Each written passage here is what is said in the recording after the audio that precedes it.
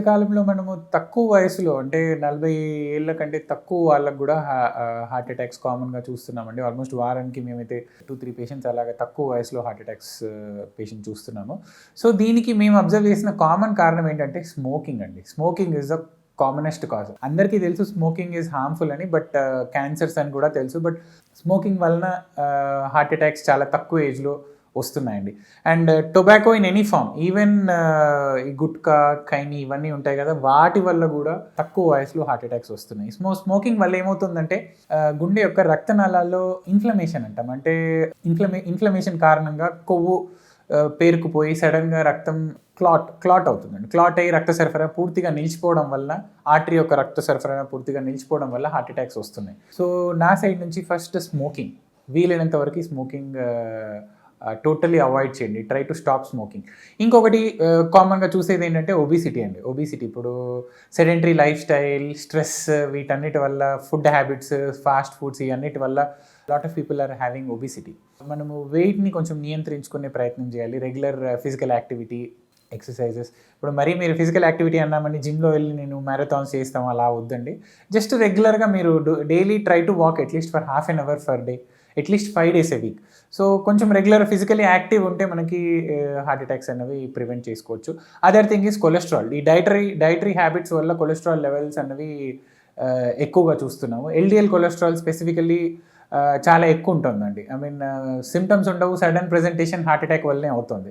Any person above 30 ఒకసారి cholesterol levels, lipid profile check చేసుకోండి. So cholesterol levels ఎంత ఉన్నాయి ఏంటి అన్నది చూసుకోండి. సో కొలెస్ట్రాల్ లెవెల్స్ ఎక్కువ ఉంటే కొలెస్ట్రాల్ తగ్గించడానికి మీ డాక్టర్ని సంప్రదించి మెడిసిన్స్ వేసుకోండి. అండ్ డైట్ కూడా కొంచెం జాగ్రత్తగా ఉండండి. ఫాస్ట్ ఫుడ్స్ ఇవి అవాయిడ్ చేసి ఆయిల్ ఇంటేక్ కొంచెం తగ్గించండి. And other thing BP, diabetes అందరికీ తెలిసిందే. సో బీపీ అన్నది మనము నార్మల్లీ 140/90 కంటే ఎక్కువ ఉంది అంటే మాత్రము బీపీ మెడిసిన్స్ పర్సిస్టెంట్లీ ఒక 3 రోజులు కంటిన్యూస్గా.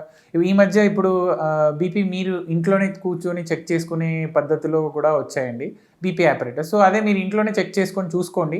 బీపీ ఒకవేళ 140/90 కంటే ఎక్కువ ఉన్నట్టయితే బీపీ మెడిసిన్స్ కూడా మీ దగ్గరలో ఉన్న డాక్టర్ని సంప్రదించి స్టార్ట్ చేయండి. And other thing is salt intake కూడా తగ్గించండి. సాల్ట్ ఇంటేక్ వల్ల బీపీ పెరుగుతుంది and that is indirectly causing heart attacks. ఇంకొన్నిసార్లు షుగర్ కూడా HbA1c అన్నది వీలైనంత, షుగర్ ఉన్న వాళ్ళు HbA1c అన్నది వీలైనంత తక్కువ పెట్టుకోండి. 7 కంటే తక్కువ ఉండాలి.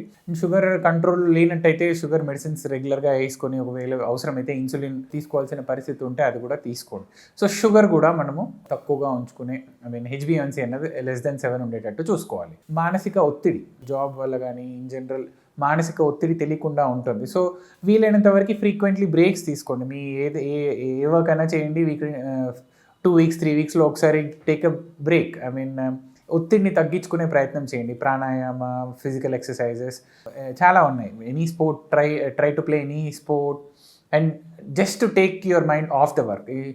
వీటి వల్ల కొంచెము ఒత్తిడి అన్నది తక్కువ అవుతుందండి. సో ఇవన్నీ మనము కామన్గా చూస్తున్నామండి తక్కువ వయసులో హార్ట్ అటాక్స్ రావడానికి.